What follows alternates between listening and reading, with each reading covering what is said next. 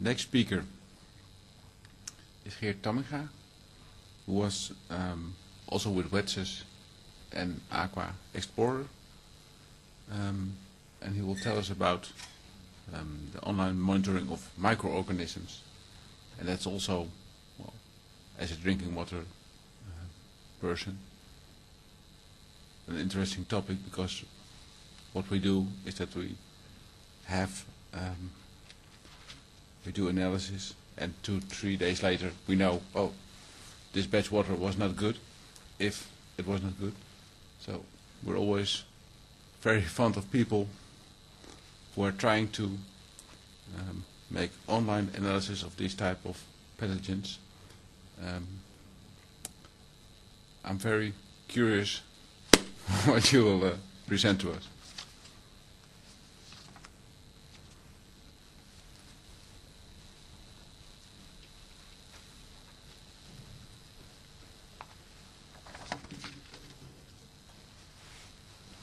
Thank you very much for your kind words. Good afternoon, ladies and gentlemen. My name is g.J.W. I will present a part of our research, an inline autonomous monitor to detect microorganisms. Our research group, DNA-based detection technologies, is positioned within Wedges and the Science Center Johannes de Doper Church at Leeuwarden.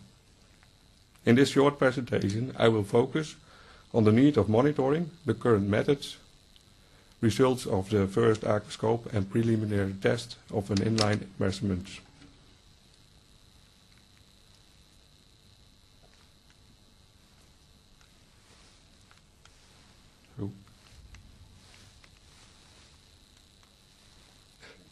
Thank you. There is an urgent need for monitoring water. For example, water which is used for processes like cooling. Those systems are closed systems and a lot of bacteria can grow inside the system, such as Legionella bacteria or other bacteria species. To avoid outbreaks, cleaning of those systems are necessary and therefore as well monitoring. But clean water must also be monitored because no one would like to have water contaminated with microorganisms. Crucial points within the water distribution networks are water towers.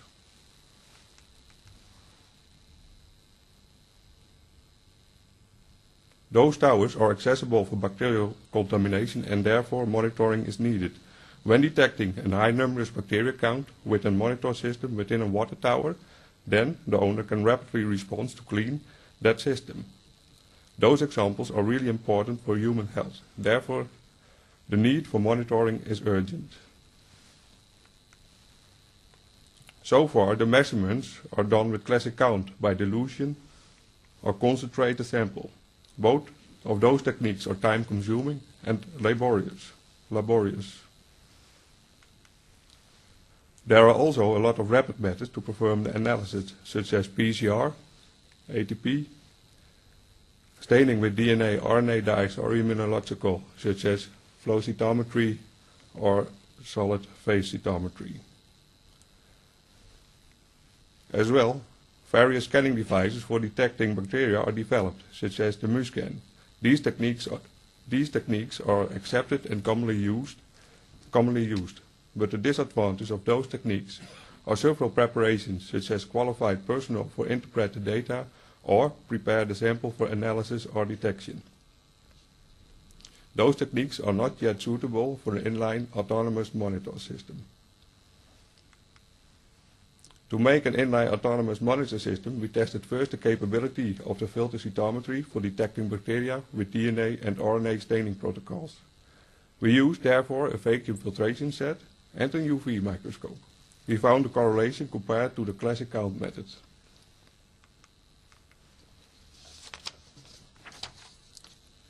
That was our motivation to combine those two techniques into one device, the aquascope. In this preliminary design, I would like to show you which parts this aquascope exists. The first part are a number of aqueous buffers. The second part is an analysis compartment with a specially developed filter cup.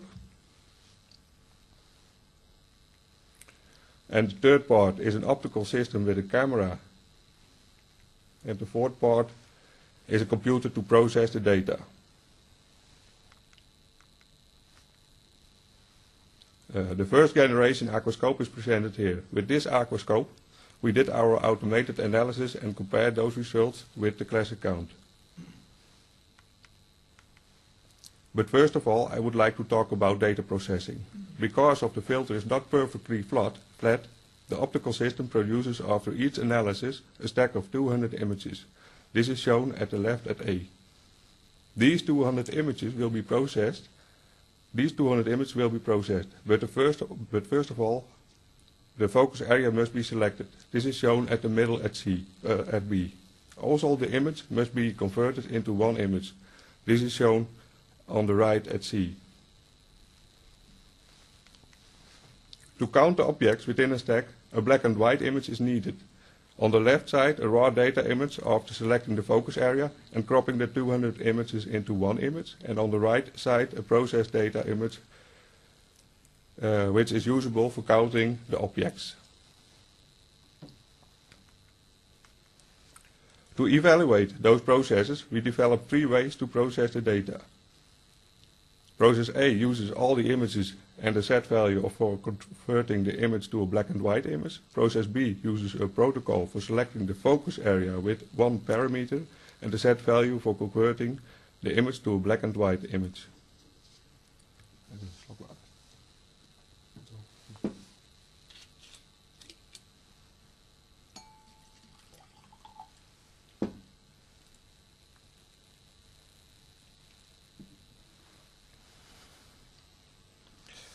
Process C uses a protocol for selecting the focus area with 6 parameters and the calculated value for converting the image to black and white image.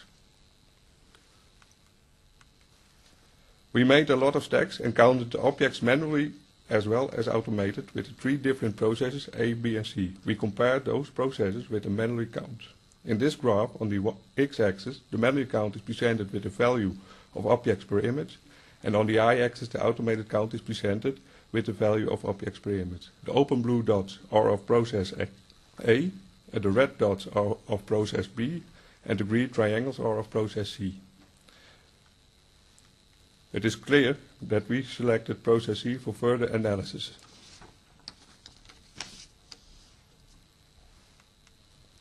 In this graph on the x-axis, the white box presents the average ratio of the classic count, the black box presents the average ratio of the aquascope count. On the y-axis, the ratio is given in percent. We made several dilution series and measured these with our aquascope and alongside the classic count method. We calculated the results back to the stock solution and divided those by the Burger-Turk values referred as ratio. Those dataset, aquascope result as well as the classic count results were found to be normally distributed using the Kolmogorov-Smirnov test. Therefore, the datasets could be tested with a dependent t-test for paired samples.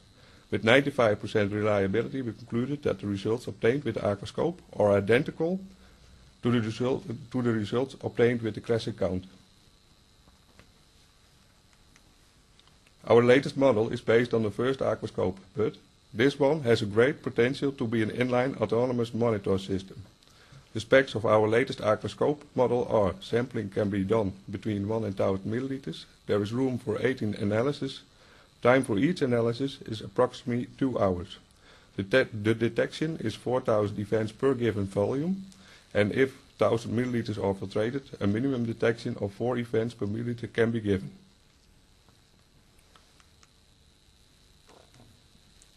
With our latest aquascope model, we can measure now inline. We developed a sample preparation unit which consists of 2 parts. The first part is a water jet pump and the second part is a pre-cleaner. In combination with new software which can do a sample exploration, we can measure inline autonomously.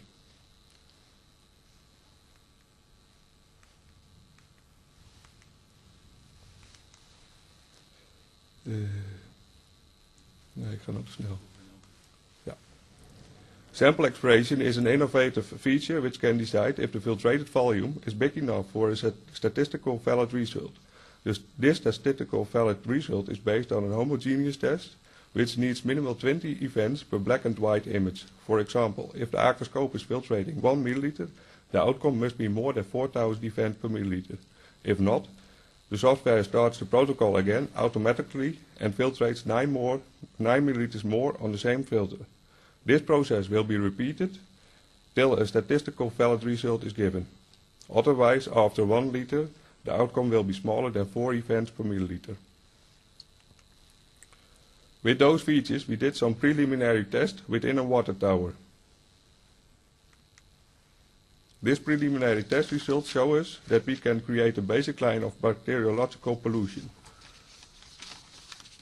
In this graph on the x-axis, the date and time is shown when a sample was taken. On the y-axis, the total count is given in events per milliliter.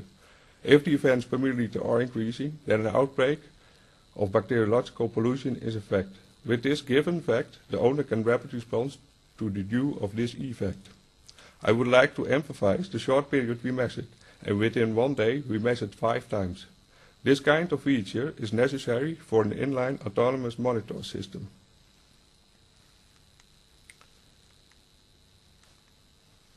Our research group has achieved a measuring tool which can automatically detect bacteria within water. One simple push on the button, and within 2 hours a total count can be performed without the hands of a human being. We achieved a good correlation between this automated detection tool and the classic count method. We achieved with the preliminary test a positive outcome for being a measuring tool for inline autonomous monitor device. This aquascope has a great potential. Our research group will further focus on the development of a method to determine whether the bacteria are alive or dead. Also, we would like to invest the possibility to increase the sensitivity of the end result. Maybe we can achieve this with a simple upgrade of the optical system for the aquascope.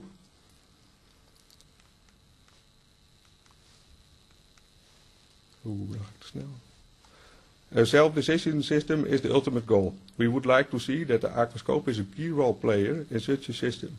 When the result is significantly higher than the baseline of bacteriological pollution, then a sample must be automatically drawn for a qualified laboratory and a signal must be given to a cleaning device. If the cleaning device is finished, then a signal to the aquascope must be applied to start an analysis to control the cleaning.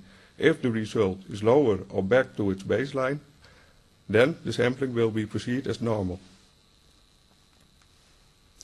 This research is financed by WETSES, Aqua Explorer and Water Promises. And for further more information, please contact Biotrack. This is the company which is selling those aquascopes. Ladies and gentlemen, thank you for your attention. If there are any questions, please let me know after this session.